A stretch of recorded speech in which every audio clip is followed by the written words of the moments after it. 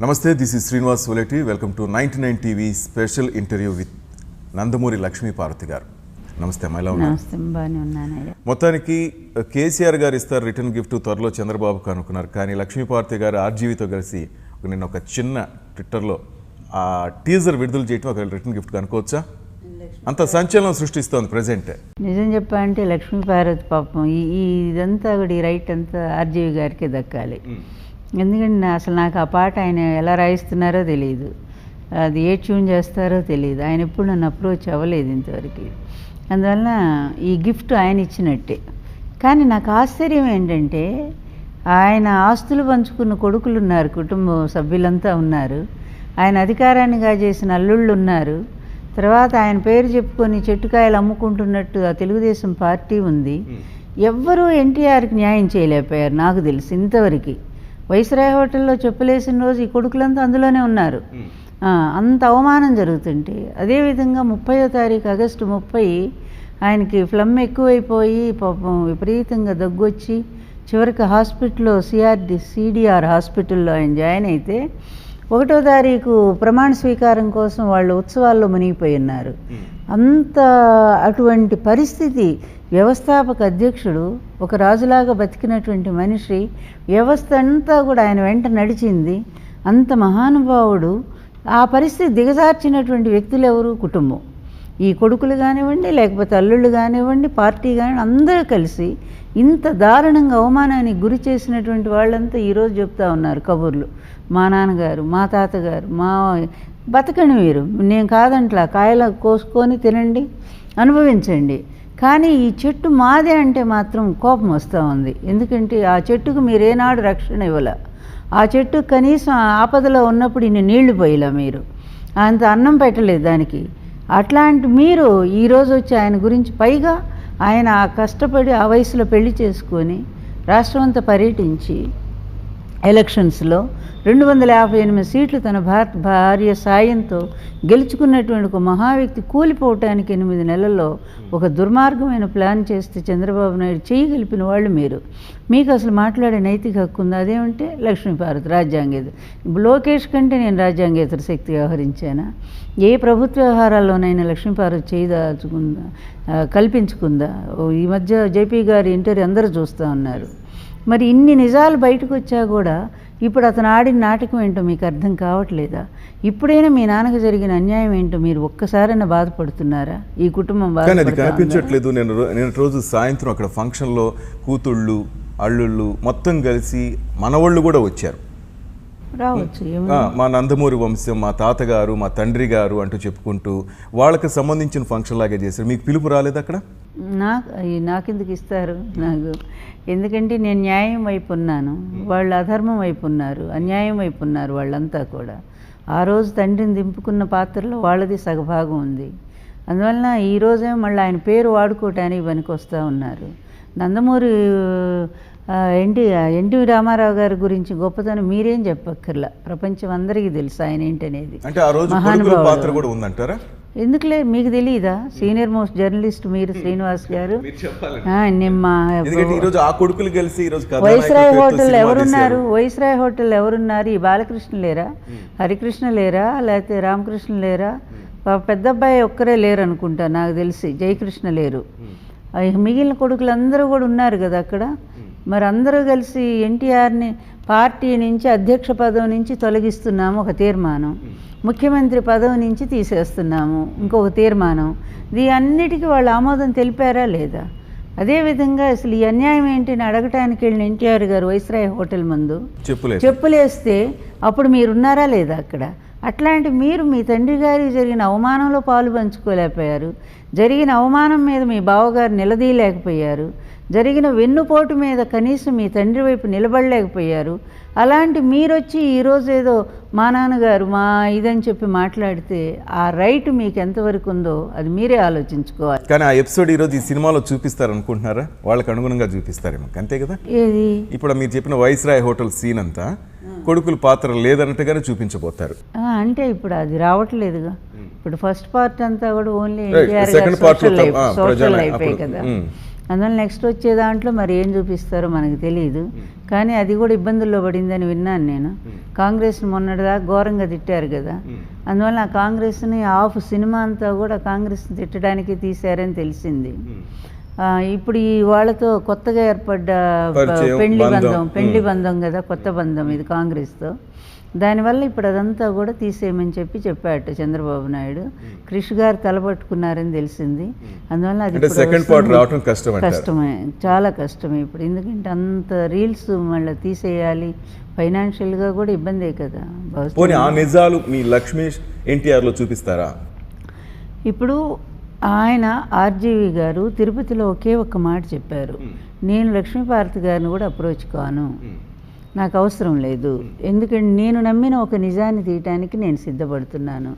నేను నాకు వెంకటేశ్వర స్వామి కంటే ఎక్కువ నాకు ఎన్టీఆర్ గారు భక్తి ఇష్టం. ఆ ఎన్టీఆర్ గారు పూజించే స్వామిని అందుకే నేను కూడా దర్శించాను అభిమానంతో, లేకపోతే నాకు భక్తి లేదు. అందువల్ల ఆ మహానుభావుని నేను కలిసినప్పుడు ఆయన పడ్డ బాధ ఏంటో నేను చూసి ఏడ్చాను నేను. అట్లాంటి ఆయనకు అన్యాయం జరిగితే ఆ అన్యాయం మీద ఒక్కళ్ళు కూడా నోరు ఇప్పటానికి ఈ రాష్ట్రంలో ఒక్కళ్ళు కూడా ముందుకు రాలేదు. ఎంతసేపు ఆమెను ఒక బూచిగా చూపిస్తూ వాళ్ళు పబ్బం గడుపుకుంటున్నారు తప్ప ఆ మహానుభావుడికి ఏం కష్టం వచ్చింది నష్టం వచ్చిందని ఆలోచించిన వీళ్ళు ఆ దిశగా నేను ఆలోచించి నేను తీస్తూ ఉన్నాను. కనుక నేను తీస్తే నిజమే తీస్తాను, నేను అబద్ధం తీయను అని చెప్పి ఆయన ప్రమాణం చేసినప్పుడు ఇంకా నా అవసరం ఏముంది, నేనెందుకు ఆయనతో మాట్లాడాను. కానీ లక్ష్మీపార్వతి గారి సపోర్ట్ ఉంది ఆర్జీవీకి, వైసీపీ నాయకుల ఫండింగ్ కూడా ఉందని ఒక రూమర్స్ వినిపిస్తున్నాయి, ఇది ఎంతవరకు నిజమా? అదే జరిగితే ఇప్పుడు ఎందుకు లక్ష్మీపార్వతి సపోర్టు నాకు నిజంగానే నాకు ఫైనాన్షియల్గా నేను సమర్థురాలు అయ్యి ఉంటే, డబ్బు నా దగ్గర ఉంటే ఈరోజు కాదు 95లో 96లో మా వారు చనిపోగానే నేను అప్పుడే సినిమా తీసి ఉండేదాన్ని. ఈ దుర్మార్గుడు ఏం చేశాడు, పాపాలు, ఈ కుట్రలేంటి, కుతంత్రాలకు ఆయన ఎంత బలైపోయాడో తీసి మొత్తం మేము ఎలక్షన్స్కి ఆ సినిమా వాడుకొని ఉండేవాళ్ళు. కానీ ఫస్ట్ నుంచి కూడా ఈ డబ్బు అనేది నాకు తెలియకపోవటం, దాని విలువ నిజంగా తెలియదు. ఆయన వెంట ఒక నీడలాగా ఉన్నాను తప్ప, కనుక ఆ డబ్బుతో ఇన్ని అవసరాలు వస్తాయని కూడా ఊహించలేని ఒక అమాయకపు స్థితిలో ఉన్నాను నేను ఆ రోజు. అందువల్ల నాకు తెలియలే అది ఎట్లా సంపాదించాలో కూడా తెలియలే. వీళ్ళలాగా అన్యాయంగా అక్రమంగా సంపాదించి ఉంటే ఈ హైదరాబాద్ అంతా కొని ఉండేదాన్నేమో నేను కూడా. అందువల్ల ఆ తర్వాత నాకు నష్టం ఏంటో కూడా తెలిసింది. డబ్బు లేకపోతే మనం చేయాలనుకున్న మంచి పనులు కూడా చేయలేకపోతామేమో అని చెప్పి ఎంత బాధపడ్డానంటే. అలాగే ఇక జగన్మోహన్ రెడ్డి గారి మనస్తత్వం తెలిసిన వాళ్ళు ఎవ్వరూ కూడా ఆయన ఇతరుల సినిమాకి ఆయన డబ్బు పెడతారంటే ఎవరైనా నమ్మే విషయమేనా అది? ఎన్టీఆర్ గారి చరిత్ర, ఆయన భార్య చరిత్ర ఈ రెండు తీయటానికి జగన్మోహన్ రెడ్డి డబ్బులు పెడతారా, కోట్ల రూపాయలు? అది అందువల్ల ఇట్లాంటి అబద్ధాలు మానుకోండి. తెలుగుదేశం పార్టీ ఎప్పుడు కూడా ఒక అబద్ధాల మీద బతుకుతూ ఉంది. ఎందుకంటే వాళ్ళ నాయకుడే ఒక పెద్ద అబద్ధాలు ఇష్టం. ఆయన చెప్పే అబద్ధాలు వీళ్ళు కూడా తాన అంటూ ఉన్నారు. అందువల్ల ఏంటంటే ఈ అబద్ధాల వల్ల ఏమవుతుంది, వాస్తవాలు పక్కకు పోతాయి. నిన్నటి రోజు కూడా అదే ఆ టీజర్ విడుదలైన తర్వాత టీడీపీ నాయకులు కామెంట్ చూస్తే లక్ష్మీపార్వతి గారు ఎన్టీఆర్ని పెళ్లి చేసుకోవటం వరకు ఓకే, కానీ ఆ తర్వాత ఆమె రాజకీయాల్లో అనవసర జోక్యం చేసుకున్నారు, అదే మాకు నచ్చలేదు అంటారు. వీళ్ళు చూసారా, నేను అనవసర జోక్యం ఎక్కడ చేసుకున్నాను ఒక్కసారి నిరూపించి ఉంటే, అప్పుడు 23 ఏళ్ళుగా నేను ఇక్కడే ఉన్నాను ఈ రాష్ట్రంలోనే. ఎక్కడ నేను జోక్యం చేసుకుని నేను ఎప్పుడైనా ప్రభుత్వ కార్యక్రమాలు దేనికైనా వెళ్ళానా, ప్రభుత్వ అధికారులు నేను పిలిపించుకొని మాట్లాడానా? కానీ మీ లోకేష్ ఏం చేశాడు, ఎమ్మెల్సీ కాకముందే ప్రతి మినిస్టర్ ఛాంబర్లోకి పోయేవాడు, మినిస్టర్లు పిఎస్సీని ఆయన అపాయింట్ చేసేవాడు. అసలు ఆయన కంటే కూడా ఇంకా చంద్రబాబు నాయుడు ఎంత రాజ్యాంగేతర శక్తో ఆ రోజుల్లో, ఈరోజు మీ బాకా అవుతున్న పత్రికలే రాసినాయి ఆ రోజుల్లో, ఈనాడు ఇట్లాంటివన్నీ కూడా రాజ్యాంగేతర శక్తి అంటే చంద్రబాబు నాయుడు పేరు రాసేవాళ్ళు ముందు. మరి అట్లాంటప్పుడు మరి అధ్యక్షుడిని అప్పుడే తొలగించి ఉండాల్సింది. చంద్రబాబు నాయుడు జోక్యం ఎక్కువైపోయింది మేము, ఎందుకంటే అనేక మంది పార్టీ నుంచి వెళ్ళిపోతూ, ఉపేంద్ర గారు అదే స్టేట్మెంటు, శ్రీనివాసరెడ్డి గారు నెల్లూరు జిల్లా శ్రీనివాసరెడ్డి గారు, నల్లపరెడ్డి శ్రీనివాసరెడ్డి గారు, ఆయన అదే స్టేట్మెంట్ ఇచ్చారు. ఏదో ఒకరోజు ఎన్టీఆర్ని దింపిందాక ఇతను నిద్రపోడు, ఇతని వల్లే మేము పార్టీ విడిచిపెడుతున్నామని.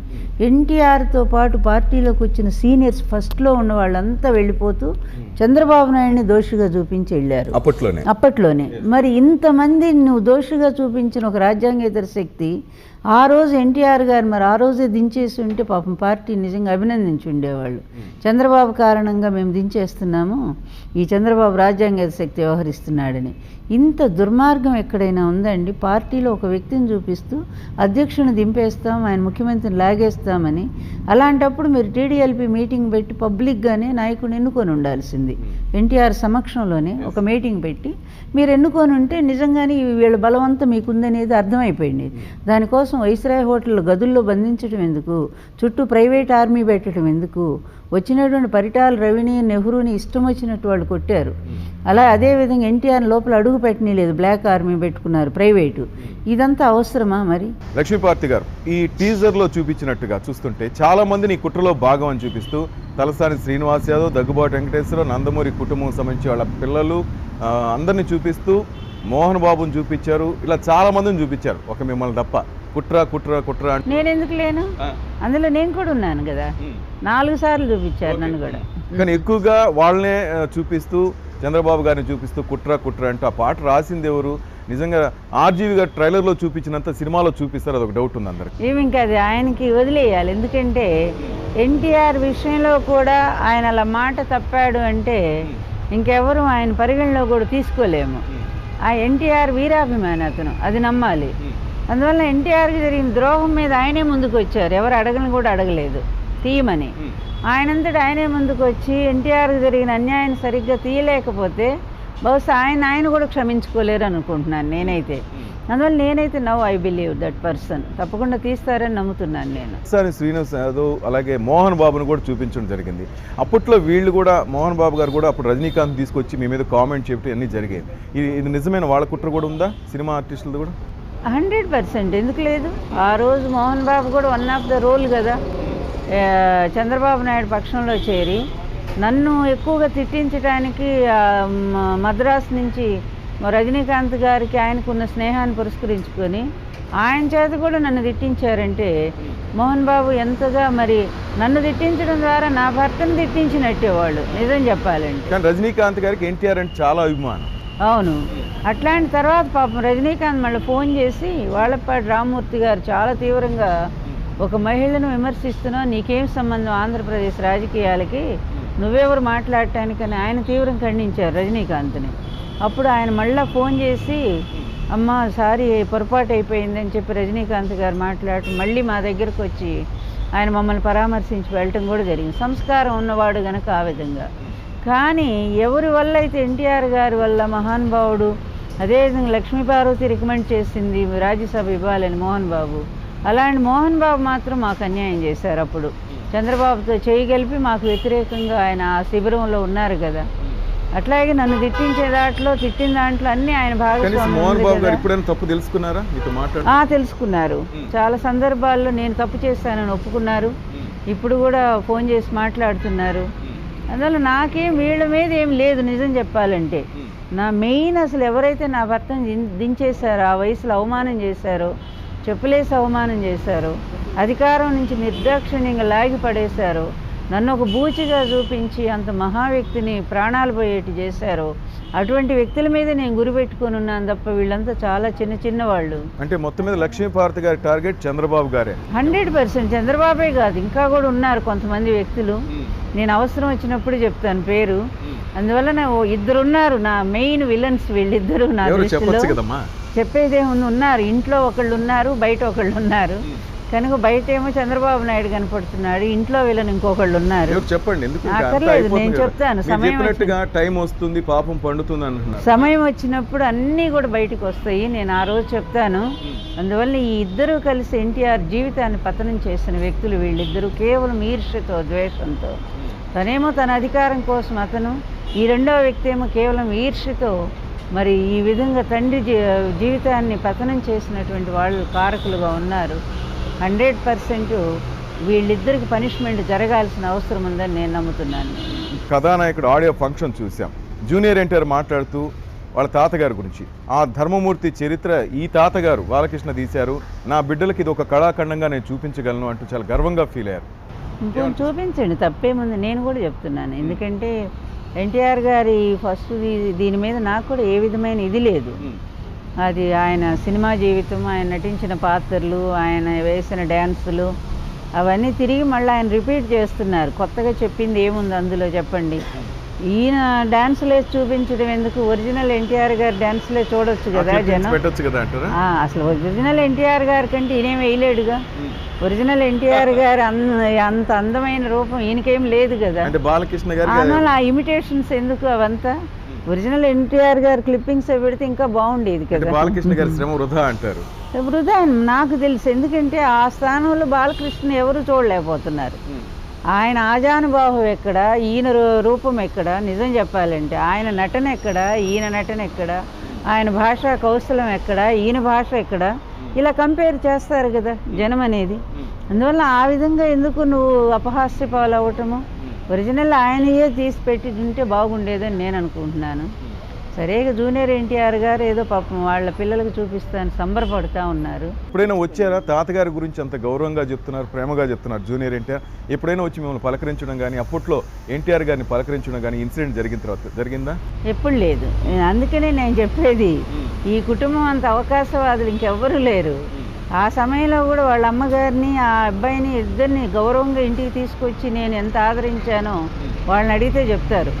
మాకు అంత అధికారం ఉన్నా కూడా నేను వాళ్ళిద్దరిని చాలా బాగా చూశాను. ఫస్ట్ అరంగేట్రం చేయించాను త్యాగరాజు గానసభలో. అబ్బాయి మంచి డాన్సరు.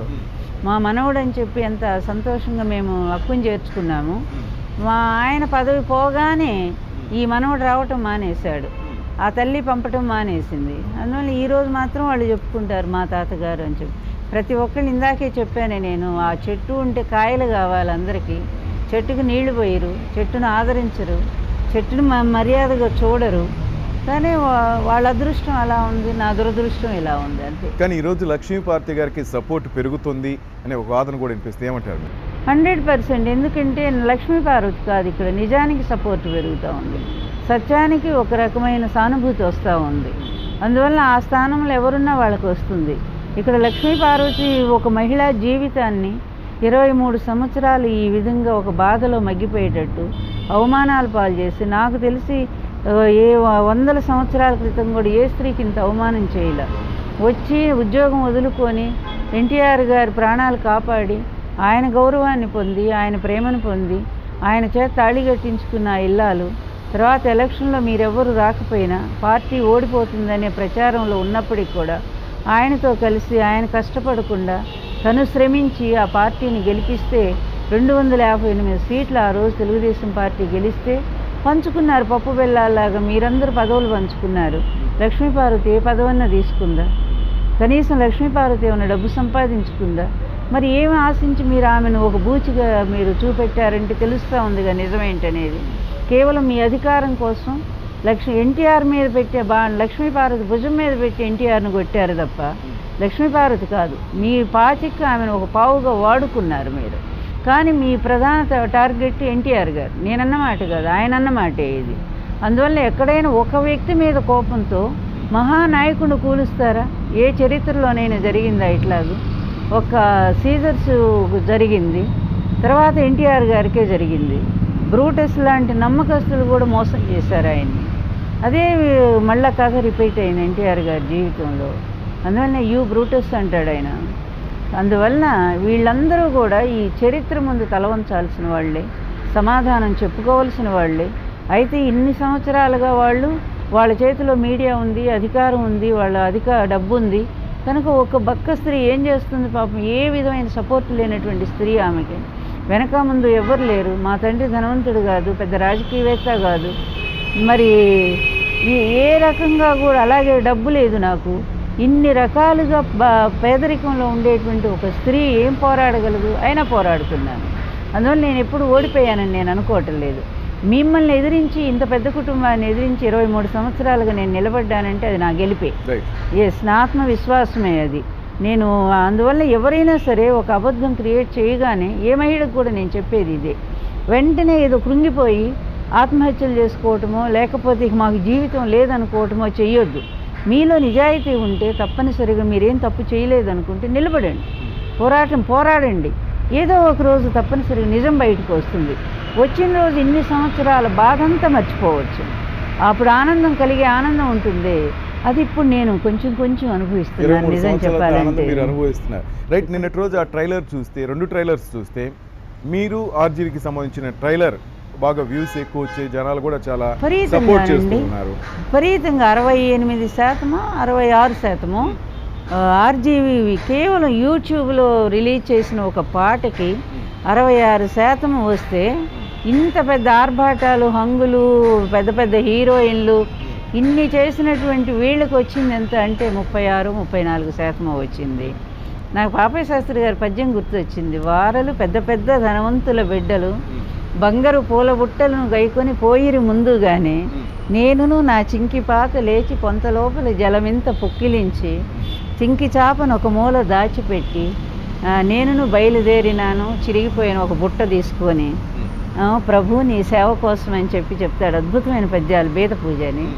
అదే గుర్తొచ్చింది నాకు. వాళ్ళంతా డబ్బున్నాళ్ళు, అధికారం ఉన్నవాళ్ళు, ఎన్ని అన్యాయాలైనా చేస్తారు. ఇప్పుడు నేను అడగబోతుంది అది. అటువైపు బాగా బలం ఉంది, ఇటువైపు మీరు ఆర్జీవే కనిపిస్తున్నారు. మరి బెదిరింపులు రాలేదా? ఏమైనా దాడి జరిగే అవకాశం లేదా? దాడులకి నేను లక్ష్మీపార్వతి ఎప్పుడైనా భయపడిందా? ఆర్జీవి ఎప్పుడైనా భయపడ్డారా? లేదు కదా. ఆర్జీవి లాంటి మొండి వ్యక్తి సమాజానికి ఎంత అవసరమో ఇప్పుడు అర్థమైంది నాకు. ఎంత అవసరమో ఇప్పుడు అర్థమైంది. మరి ఇన్ని వ్యవస్థలు ఉన్నాయి చూస్తున్నాం, ఇంత మేధావర్గం ఉంది. ఎప్పుడైనా సరే ఈ మేధావులంత ముందుకొచ్చి అసలు ఏం జరిగింది, ఎన్టీఆర్ జీవితంలో ఏం జరిగింది, లక్ష్మీపార్వతి నిజంగా రాజ్యాంగేతర శక్తి అని ఒక్క డిస్కషన్ పెట్టారా? అసలు నిజాలు నిగ్గుదీసి చంద్రబాబు నాయుడు మందలించారా? మాకెందుకుని ఎవరికి వాళ్ళు ఓ కుటుంబ సమస్యలాగా చూశారు తప్ప ఓ ప్రజాస్వామ్య వ్యవస్థకి పెద్ద చేటు వచ్చింది కాలం అని చెప్పి ఎవరైనా ఆలోచించారా? ఆ మహానాయుడికి ఇంత అన్యాయం జరిగిందని ఎవరైనా బాధపడ్డారు? బాధపడి ఉంటారు లోపల. అట్లాగే మీడియా ఉంది. ఈ మీడియా కూడా వస్తారు, ఒక ఇంటర్వ్యూ తీసుకుంటారు, వెళ్తారు. కానీ స్పష్టంగా మీ అభిప్రాయం మీద ఏ మీడియా అయినా స్పష్టంగా చెప్పగలిగిందా ఎన్టీఆర్కి దారుణమైన మోసం జరిగిందని? కానీ చెప్పరు. ఎందుకంటే ఎవరి అవకాశవాదం వాళ్ళది. అందువల్ల ఇట్లాంటి వ్యవస్థలో ఎవ్వరూ తోడు లేనటువంటి ఈ వ్యవస్థలో నేను ఒక్కదాన్ని 23 సంవత్సరాలుగా నిలబడి మాట్లాడుతూ ఒకే గొంతు నాది. ఈరోజు మొండాడు, తిక్కోడు, లేకపోతే అసలు అతను ఎన్ని రకాల కామెంట్స్ ఉన్నాయో. బాలకృష్ణకి సరైన మొగుడు ఆర్జీవి అనే కామెంట్ ఎంత పర్సన్ మీద ఎన్ని రకాలైనటువంటి బ్యాడ్ కామెంట్స్ ఉన్నాయో అన్నీ ఆర్జీవి మీద ఉన్నాయి. అయినా సరే ఆ మొండోడు, ఆ తిక్కోడే వచ్చి నేను నిజాలు బయటికి తీస్తాను, నిన్న పాట ఒక్కడు చాలు ఆయన ఏం తీయబోతున్నాడు అర్థమవుతుంది. అంత మంచి ఆ సినిమా ఏంటనేది మనకు అవుట్లైన్ అర్థమైపోయింది నాకు. దీనిలో ఆ పాటలో చూపించాడు కనుక నాకు ఇంకా ధైర్యం వచ్చింది. అందువల్ల నన్ను అసలు అడగాల్సిన అవసరం ఏముందని నేను అనుకున్నాను. ఇప్పటి వరకు అయితే నమ్ముతున్నాను నేను. ఇంకా ఇప్పుడు ఎన్టీఆర్ బయోపిక్ 2 వస్తున్నాయి. ఏది నిజమైన ఎన్టీఆర్ గారి జీవిత చరిత్ర అని ప్రజలు అనుకోవాలి? 2 నిజమే అంటున్నానుగా నేను. ఇప్పుడు వాళ్ళు తీసేది కూడా ఏంటో కథ నాకు తెలియపోయినా ఆయన సినిమా రంగ ప్రవేశం, ఆయన నిమ్మకూరులో పుట్టడము, ఆయన విజయవాడలో చదువుకోవటము, తర్వాత పాలు అమ్ముకోవటము, ఆ తర్వాత ఆయన సబ్ రిజిస్ట్రార్గా అవ్వటము, ఆ తర్వాత సినిమా నటుడు అవ్వటం, ఇదంతా కూడా రీలే. అందుకే నేను దాన్ని ఎప్పుడు ఆక్షేపించలేదు.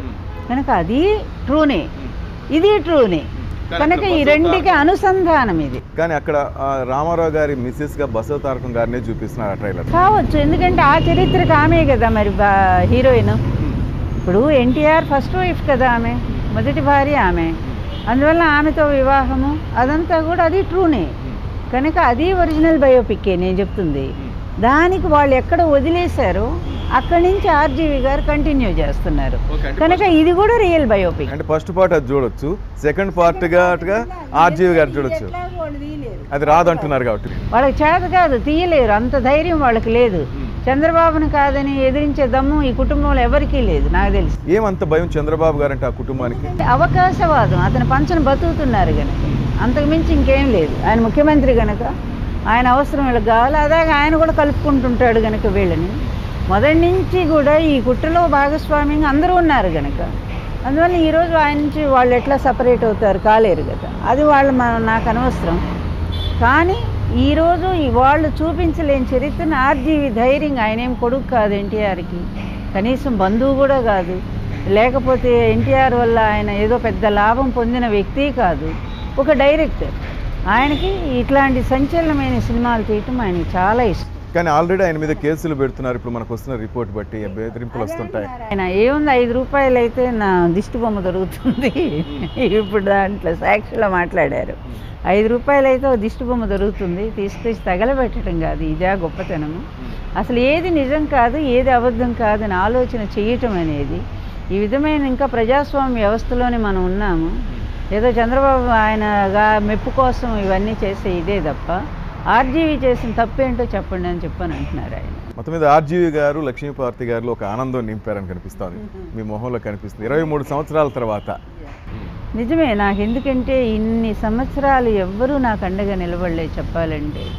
అందరూ కూడా లక్ష్మీపార్వతిదే తప్పేమో అనుకొని ఈ సమాజం మొత్తం ఒక దశలోకి అట్లా డైవర్ట్ అయిపోయి ఆ మీడియా మాటలు నమ్ముతూ, తెలుగుదేశం వాళ్ళ మాటలు నమ్ముతూ లక్ష్మీపార్వతిని ఒక దోషిగా చూసిన సమాజాన్ని నేను ఎదుర్కొన్నాను, అవమానాలను ఎదుర్కొన్నాను. నేను ఎవడు టీడీపీ వాడు లైవ్లోకి వచ్చినా లక్ష్మీపార్వతి రాజ్యాంగేతర శక్తి, ఆమె వల్లే ఎన్టీఆర్ మరణించి, ఇవే పిచ్చి కబుర్లు తప్ప, సొల్లు కబుర్లు తప్ప.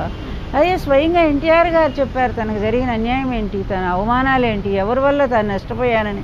ఆ మాటలు మీరెందుకు తీసుకోరంటే దానికి సమాధానం లేదు. ఎంతసేపు ఒక స్త్రీని చూపిస్తూ బ్రతికినటువంటి ఒక దుర్మార్గపు వ్యవస్థ అంతా టీడీపీలోనే ఉంది ఈరోజంతా కూడా. అందువల్ల వీళ్ళకి తల్లులు ఉన్నారు, చెల్లెళ్ళు ఉన్నారు, భార్యలు ఉన్నారు. వాళ్ళని గౌరవించలేనటువంటి వ్యక్తులే ఇలా ఎన్టీఆర్ భార్యని అవమానం చేస్తారేమని కూడా నాకు అనిపిస్తూ ఉంది. ఇంత చదువుకున్నాను, ఎన్టీఆర్ గారు చనిపోయిన తర్వాత కూడా నేను డాక్టరేట్ తీసుకున్నాను. అదేవిధంగా ఎన్నో పుస్తకాలు రాశాను. ఎన్టీఆర్ బయోగ్రఫీ 2 parts రాశాను. ఎన్టీఆర్ గారి మీద పరిశోధన చేసి నేను ఒక పుస్తకం తీసుకొచ్చాను. ఇన్ని సాధించినటువంటి ఆమెనేమో మనస్ఫూర్తిగా అభినందించడం రాని మీ నోళ్ళు ఆమెను విమర్శించడానికి మాత్రం ఇన్ని నోళ్ళు వస్తాయా? ఆమెలో ఏమీ లేకపోతే ఎన్టీఆర్ గారు అంతటి మహానుభావుడు పెళ్లి చేసుకుంటారా? ప్రతి దానికి ఒక అబద్ధం రెడీగా పెట్టుకొని మాట్లాడే వ్యక్తులతో ఇక నేను మాట్లాడదలుచుకోలేదు. అందువల్ల ఎన్నాళ్ళు వేదన పడుతుంది ఒక స్త్రీ, ఎన్నేళ్ళు వేదన పడుతుంది. రావణాసురుడు బలవంతంగా ఎత్తుకుపోతే సీత తప్పని చెప్పి ఆ రోజు ముద్రేసి అడవికి పంపించారు పాపం అన్యాయంగా మహాతల్లిని. అదేవిధంగా వీళ్ళు జూదంలో ఓడిపోతే ద్రౌపదిని అవమానం చేశారు దుర్యోధన వాళ్ళంతా కూడా. అలాగే చంద్రబాబు నాయుడు కుట్రకి ఎవరిని మీరు బలి చేశారంటే లక్ష్మీపార్వతిని బలి చేశారు. ఇంత దుర్మార్గమైనది మొదటి నుంచి కూడా స్త్రీల పట్ల ఈ విధమైనటువంటి వివక్ష అనేది జరుగుతూనే వస్తూ ఉంది. తెలుగుదేశం పార్టీ కూడా దానికి భిన్నమేం కాదు. వాళ్ళలో ఉండే అధికారి వనజాక్షిని అవమానించినప్పుడే అర్థమైపోయింది వాళ్ళు ఏంటనేది. అందువల్ల ఏంటంటే ఈ వ్యవస్థ కొంతైనా నిజం తెలుసుకోవాలని ఒక తపనతో నేను బ్రతుకుతున్నాను. ఆ నిజం ఈరోజు ఈ సినిమా ద్వారా బయటకు వస్తుందని ఆశగా నేను ఎదురు చూస్తాను. కానీ ఈ సినిమా ద్వారా రేపటి రోజు ఎన్నికల్లో టీడీపీ ప్రభావం ఉంటుందంటున్నారా? తప్పనిసరిగా ఉంటుంది. ఎందుకంటే అసలు ఇన్నాళ్ళు కవర్ చేసుకుంటూ మా నాయకుడు, మా దేవుడు ఎన్టీఆర్ గారు మాకు ఆదర్శం, మా ఆయన ఆశయాలే నేను అవుతున్నాను. ఎన్నిసార్లు చంద్రబాబు నాయుడు చెప్పాడు ఆయన నా గురువు లాంటి వాడు, కానీ ఆ గురువుని మాత్రం వెన్నుపోటు పడవచ్చు, ఆ గురువుని దించేసేయచ్చు. అందువల్ల ఇన్ని కబుర్లు చెప్పి ఆయన పార్టీని లాక్కుని ఎట్లా లాక్కున్నావు అనే నిజం బయటకు వచ్చి పార్టీని కాపాడాం మేము, లాక్కోవటం వెన్నుపోటు కాదు వాళ్ళు అంటున్న మాటలు చెప్పేది. ఇప్పటిదాకా వాళ్ళ వర్షన్ అదే కదా, అందువల్ల ఎన్టీఆర్ మాటలు కూడా మనం విందాం. అందువల్ల ఎన్టీఆర్ ఏం చెప్పారని ఆ నిజాలు వినడానికి ప్రయత్నం చేద్దాం. నేను కూడా ఒక శ్రోతలాగా, ఒక ప్రేక్షకురాల్లాగా మీతో పాటు నేను కూడా చూడటానికి సిద్ధపడుతున్నాను. వర్మ ఏం చెప్పబోతున్నాడో, ఏ నిజాన్ని బయటికి తీయబోతున్నాడని నాకు తెలియదు ఇంతవరకు. ఆయన స్క్రిప్టే నాకు తెలియదు ఏం రాస్తున్నారో అని. అందువల్ల చూద్దాం ఏం జరుగుతుందనేది చూద్దాం. మీరు కూడా ఒక పుస్తకం రాస్తున్నారు, దాన్ని సినిమా తీస్తారని ఒక వాదన కూడా వినిపిస్తుంది. ఏమైనా ఆలోచనలు ఉన్నాయా రామారావు గారి మీద? మీరేమైనా సినిమా తీస్తే? నేను అసలు సినిమా తీస్తే ఎప్పుడో తీసి ఉండేదాన్ని, 96లోనే తీసి ఉండేదాన్ని. నాకు ఆ శక్తి లేదు, ఫైనాన్షియల్ నా సపోర్ట్ లేదు. బుక్స్ ఇప్పుడు రాయటం ఏంటి? ఎన్టీఆర్ బయోగ్రఫీ ఎప్పుడో రాశాను. వాళ్ళు తీసుకున్నారు నా 2 పుస్తకాలు. బాలకృష్ణ వాళ్ళు తీసుకున్నారు, అలాగే వీళ్ళు తీసుకున్నారు, ఆర్జీవి గారు కూడా తీసుకున్నారు. అందువల్ల నేను రాసిన బయోగ్రఫీ అనేది ఈరోజు 2 సినిమాలకు పనికి వస్తుందంటే నాకు రైటర్గా సంతోషపడుతున్నాను. ఇంతకుముందు మీరు అన్నారు అప్పట్లో లక్ష్మీపార్వతి గారిని రాజ్యాంగేతర శక్తి అట్లా కామెంట్ చేశారని. మీరు ఇంతకుముందు కూడా అన్నారు లోకేష్ ఇప్పుడు రాజ్యాంగేతర శక్తిగా వ్యవహరిస్తున్నాడని. ఇప్పుడు కాదు, నేను చంద్రబాబు నుంచి ఆ పేరు శాశ్వతంగా పడిపోయింది.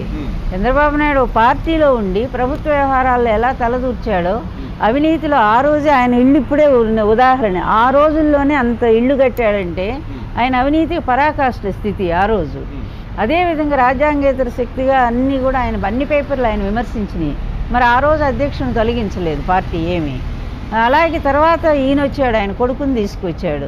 ఆయనకు అప్పుడు ఎమ్మెల్సీ ఇవ్వకుండానే ఆయన మొత్తం ప్రభుత్వ శాఖలన్నింటిలో జొరబడిపోయి వాళ్ళ దగ్గర పిఎస్లు మార్చడం దగ్గర నుంచి ఇంక మొత్తం గుప్పిట్లో పెట్టుకున్నాడు ఆయన. అలాంటి రాజ్యాంగేతర శక్తి వ్యవహరించి ఆ పేరు వస్తుండేసరికి వెంటనే ఎమ్మెల్సీ ఇచ్చి మినిస్టర్ పదవి ఇచ్చి పారేశాడు. కానీ లక్ష్మీ పార్వతి మీద మీరు సృష్టించింది తప్ప లక్ష్మీ పార్వతి అధికారంలో ఎక్కడ జోక్యం చేసుకుందో ఒక్క మాట మీరు నిరూపించగలిగారా ఇన్నేళ్లలో? ఒక్కసారి ఎక్కడ నేను జోక్యం చేసుకున్నాను నిరూపించగలిగారా? అది లేకుండా ఆరోపణ చేసి, ఎందుకంటే నేను కాదు, అసలు నేను ఏ తప్పు చేయలేదని వాళ్ళకి తెలుసు. కానీ బాణం నా భుజం మీద పెట్టి నా భర్తను కొట్టారు. అధికారం అనే ఒక లక్ష్యంగా పెట్టుకొని దాన్ని ఆయన పడగొట్టారు తప్ప దానికోసం వాళ్ళు బతకాలంటే నన్ను చంపాలి. ఇదే కదా రాజకీయ నీతి. అందువల్లే వాళ్ళు బతుకుతున్నారు, నన్ను చంపేస్తున్నారు. కానీ మీరు రాజ్యాంగేతర శక్తి అంటున్నారు, అదే మీ వైసీపీ నాయకులు ఆయన పప్పు అంటున్నారు. ఏది నమ్మాలి? రాజ్యాంగేతర శక్తిగా వ్యవహరించడం వేరు కాదు. రాజ్యాంగేతర శక్తిగా అంటే వెళ్ళకూడని, తన అర్హత లేకుండా వెళ్ళకూడని శాఖల్లోకి వెళ్ళి పెత్తనం చెలాయించడాన్ని రాజ్యాంగేతర శక్తి. దానికేముంది? డబ్బు తీసుకోవడానికి, మనుషులను పెట్టడానికి దానికి పెద్ద తెలివితేటలు అక్కర్లేదు కదా. ఇక పప్పు అనేది మేమెందుకు అంటాము? మా పార్టీ ఏమల్లా ఈ పప్పు అనే పదం వరల్డ్ ఫేమస్ అయిపోయింది. మీరు కొట్టండి గూగుల్లో, పప్పు అంటే ఎవరి పేరు వస్తుందో మీరు కొట్టండి, దాన్ని మేం కాదుగా పెట్టింది. రోజా గారు, అంబటి రాంబాబు గారు అప్పుడప్పుడు కామెంట్ చేస్తుంటారు టీడీపీకి సంబంధించి. లోకేష్ మీద కామెంట్ చేసేప్పుడు ఆ పప్పు అనే పదం వాడుతుంటారు కదా. అసలు వాళ్ళు వాడతారు కానీ నేను ఎప్పుడు వాడలేదు. ఎందుకంటే మనం చెప్పాల్సిన అవసరం లేదు, మనం విమర్శించాల్సిన అవసరం లేదు. బయట జనమందరూ అనుకుంటున్నారు ఆయన మేధస్సు ఏంటో ఈ పాటికి అందరికి అర్థమైపోయింది. ఒక్క వాక్యం కూడా సరిగా మాట్లాడలేని వాళ్ళు 3 మంత్రి పదవులు ఇచ్చి మన నెత్తి మీద రుద్దటం అంటే ఇది అప్రజాస్వామ్యం, ఇది రాజ్యాంగేతర వ్యవహారం. అందువలన ఒక మేధాశక్తి ఉన్న వాళ్ళని పక్కన పడేసి నీ కొడుకు అని చెప్పి తీసుకొచ్చి ఇష్టం వచ్చినట్టు అధికారాన్ని కట్టబెట్టి నీ అవినీతి సామ్రాజ్యంలో అతను పార్టిసిపేట్ చేసి, ఎందుకు పవన్ కళ్యాణ్ గారు కూడా ఈ లోకేష్ అవినీతిని గురించి బయట పెట్టారు, ఫస్ట్ టైం మాట్లాడారు కదా. శేఖర్ రెడ్డితో ఇతనుకున్న లింక్స్ ఏంటో బయటికి తీయండి అని. మరి సిగ్గులేని బీజేపీ సరైన చేయలేకపోతుంది. కానీ ఒక్క కేసు బయటకు వస్తే చాలు, తీగలాగితే డొంకంతా గదిలినట్టు మొత్తం వీళ్ళ పాపాలన్నీ కూడా బయటకు వస్తాయి. అప్పుడు తెలుస్తుంది ఎవరు అవినీతి పరులో, ఎవరు రాజ్యాంగేతర శక్తిలో, ఎవరు దారుణమైనటువంటి మోసాలు ఎన్టీఆర్కి చేశారనేది అన్ని బయట. ఇక కూకట్పల్లిలో సుహాసిని విషయంలో కూడా కుట్ర జరిగింది, చంద్రబాబు కుట్ర చేశారని చాలామంది అంటారు. నిజమా? మీకు తెలియదు. కుట్రో నాకు తెలియదు కానీ బట్ ఈ కుటుంబాన్ని ఎప్పటికప్పుడు ఆయన ఒక కరివేపాకులాగా వాడుకుంటూనే ఉన్నాడు. హరికృష్ణ చనిపోయేసరికి మళ్ళీ హరికృష్ణ మీద సానుభూతి వచ్చింది జనంలో. వచ్చేసరికి ఆ సానుభూతి పార్టీ ఉపయోగించుకొని నేనేదో ఈ కుటుంబానికి మేలు చేస్తున్నాను అనిపించుకోవాలి, దాంతో ఇక్కడున్న ఒక సామాజిక వర్గం ఓట్లన్నీ కూడా కొల్లగొట్టవచ్చు అనుకొని కూకట్పల్లిలో పాపం ఏమీ తెలియని ఒక గృహిణి, ఆమె పేరు కూడా మార్చేసి చుండ్రు అని ఆమె నందమూరి పెట్టేసి తీసుకొచ్చి నిలబెట్టారు. ఆ రోజే చెప్పాను నేను, ఈమెను ఒక బలిపశువుని చేస్తున్నారని చెప్పి. అదే రోజు చెప్పాను నేను, అదే అయింది. ఈరోజు కూడా ఆమె ట్విట్టర్లో పెట్టారు కదా, ఈ ఎలక్షన్ ఓడిపోయినాక ఒక్కసారి కూడా చంద్రబాబు నాయుడు నాతో మాట్లాడలేదని పెట్టారు, ఆమె ఫోన్లోకి రాలేదని. అందువల్ల చంద్రబాబు నాయుడు ఈ కుటుంబాన్ని ఒక కరివేపాకులాగా ఫస్ట్ నుంచి వాడుకుంటూనే ఉన్నాడు. ఇంకా లాస్ట్ ఆమెను కూడా వాడుకున్నారు, ఏమీ తెలియని అమ్మాయిని కూడా తీసుకు. ఇప్పుడు వారసత్వ రాజకీయాలు చూస్తున్నాం. ఒకవేళ చంద్రబాబు తర్వాత ఎవరు ఈ తెలుగుదేశం పార్టీని ముందుకు తీసుకెళ్తారంటే జూనియర్ ఎన్టీఆర్ అనుకోవచ్చా, బ్రాహ్మణి అనుకోవచ్చా, లోకేష్ అనుకోవచ్చా? ఎందుకు అనుకుంటారు? వీళ్ళేనా? ఎన్టీఆర్ గారికి ఏ వారసత్వ రాజకీయాలతో వచ్చారో చెప్పండి ఒకసారి. సొంతంగా పార్టీ పెట్టుకున్నారు. అలాగే ఈరోజు జగన్మోహన్ రెడ్డి ఏ వారసత్వ రాజకీయాలతో పార్టీ పెట్టుకున్నారండి? కాంగ్రెస్ పార్టీ వాళ్ళది వారసత్వ పార్టీ నిజంగా. రాజశేఖర రెడ్డి అబ్బాయిగా కంటే కూడా సొంతంగా రాజశేఖర రెడ్డి కాంగ్రెస్లోనే ఉన్నారు. కానీ అతను కాంగ్రెస్ని ఎదిరించి వచ్చి సొంత పార్టీ పెట్టుకున్నారు ఆయన. కానీ ఆయనేం వచ్చి మా అబ్బాయిని ముఖ్యమంత్రిని చేస్తాను ఆయనేమి అనౌన్స్ చేయలేదు కదా. స్వయంగా సొంతంగా కష్టపడుతూ జనంలో తిరిగితే ఆయన నానా ఇబ్బందులు పడుతూ ఉన్నాడు. అలాగే ఆయన జనసేన పెట్టుకున్నారు పవన్ కళ్యాణ్ గారు. వాళ్ళంతటి వాళ్ళు ఎందుకు ప్రూవ్ చేసుకోవడానికి? అంటే ఈ ముగ్గురికి అర్హత లేదంట. టీడీపీ ఎవ్వరికీ లేదు నా దృష్టిలో. అసలు ఎవ్వరికీ కూడా టీడీపీని పాలించే హక్కు ఎవ్వరికీ లేదు. ఎవరో ఒకరు, నేను అనుకోవట్టు నిజమైన ఎన్టీఆర్ అభిమాని బయట నుంచి రండి, వచ్చి తీసుకొని ఆ సారథ్యం తీసుకొని చేస్తే బాగుంటుందని నేనైతే అనుకుంటున్నాను. ఎన్టీఆర్ గారు ఎప్పుడో చెప్పారు నా వారసులు ఎవరు లేరని ఆయనే ప్రకటించారు. అందువల్ల ఎవరు అర్హత ఉందో ప్రజలే నిరూపిస్తారు. అంటే రేపటి 2019 ఎన్నికల్లో చంద్రబాబుకి తప్పకుండా గుణపాఠం చెప్తారు ప్రజలు అంటారా? 100%. అందులో అసలు ఏమీ డౌట్ లేదు.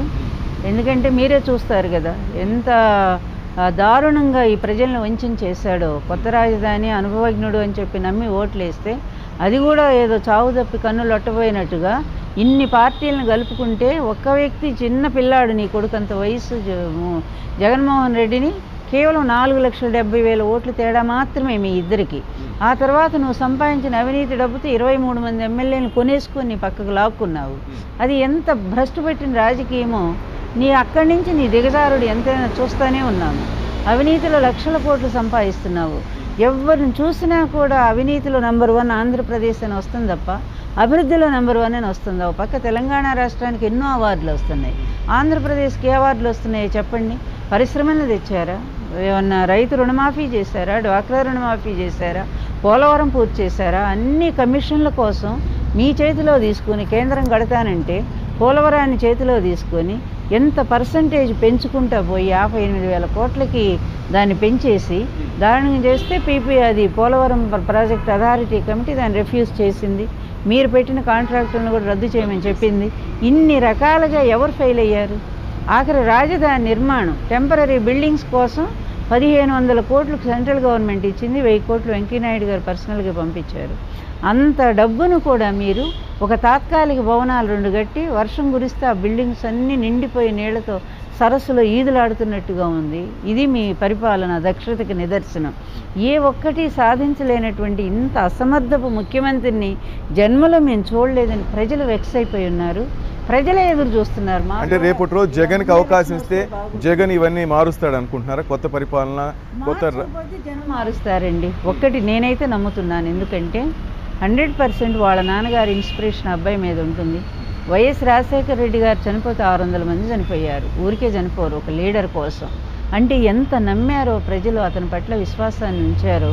ఆయన వల్ల మా కుటుంబాలు ప్రతి కుటుంబానికి ఏదో మేలు జరిగింది. ఆయన ఫీజు రీయింబర్స్మెంట్ కానీ, ఆరోగ్యశ్రీ పథకాలు కానీ, ₹2 కిలో బియ్యం పథకం కానీ, ఇంకా ఎన్నో అలాగే జలయజ్ఞం కానీ, ఇట్లా ఈరోజు అన్నీ 80-90% పూర్తి చేసుకుని పోలవరం కూడా ఆయన చేసినాయి.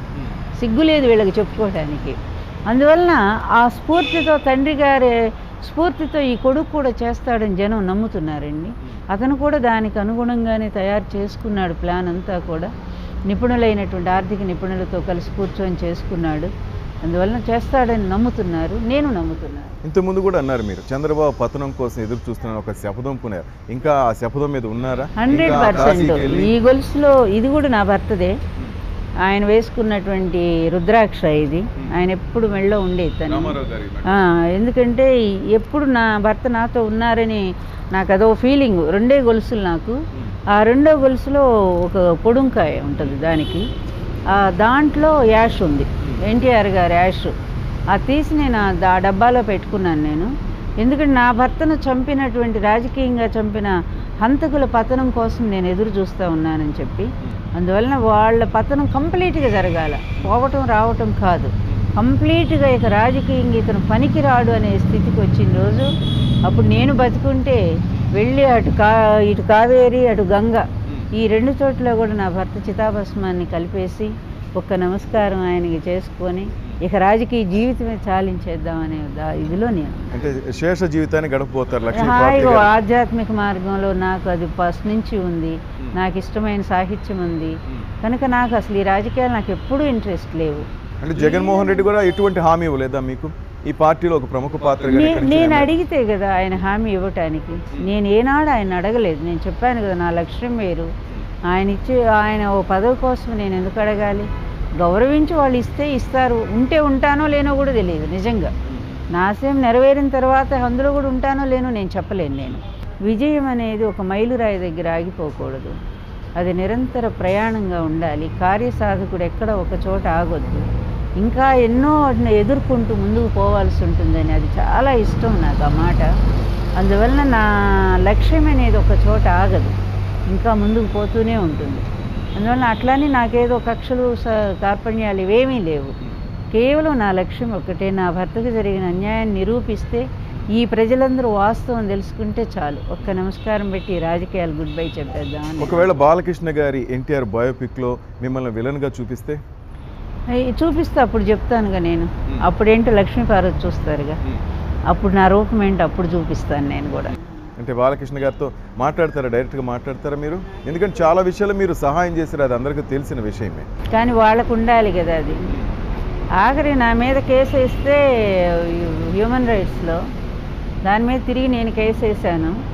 వేసినప్పుడు బాలకృష్ణ వెతుక్కుంటూ మా అమ్మ అంటే ఇంటికి వచ్చాడు కదా. అది కూడా ఓ ప్లాన్. ఆ రోజు కూడా అందరూ హెచ్చరించారు నన్ను, నమ్మ బాకి ఇందులో ఏదో కుట్ర ఉంది అని చెప్పి టీవీల ద్వారా అందరూ హెచ్చరించారు.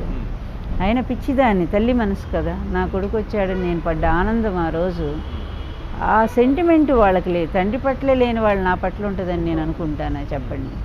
అందువల్ల అయినా సరే ఎన్టీఆర్ కొడుకులు చల్లగా ఉండాలి, ఎన్టీఆర్ కూతుళ్ళు చల్లగా ఉండాలి, ఎన్టీఆర్ కుటుంబం మనవలు మనవరాళ్ళందరూ బాగుండాలి. ఇది ఈ కుటుంబంలో పెద్దగా నేను ఆశీర్వదిస్తూనే. కానీ అటువైపు నుంచి వాళ్ళు అదే విధంగా కోరుకుంటారు. అక్కర్లేదు, ఎప్పుడు పెద్దవాళ్ళు ఆశీస్సులు ఇవ్వటమే తప్ప తీసుకోకూడదు, ఆశించకూడదు. నేను ఆ స్థానంలో ఉన్న వీళ్ళందరికీ చాలా హై పొజిషన్లో ఉన్నా, నేను తల్లి స్థానంలో ఉన్నాను. కానీ వాళ్ళందరూ బాగుండండి, సుఖంగా ఉండనియండి. రైట్, ఇది ఇవాల్టి స్పెషల్ ఇంటర్వ్యూ విత్ నందమూరి లక్ష్మీపార్తి గారు. Keep watching 99 TV. Hello, this is your Nandu. Please do subscribe to New Waves Media. ఇలాంటి మరిన్ని మంచి వీడియోలు కావాలని కోరుకుంటున్నారా? అయితే పక్కనే ఉన్న గంట సింబల్ను క్లిక్ చేయండి. అలాగే సబ్స్క్రైబ్ చేయండి.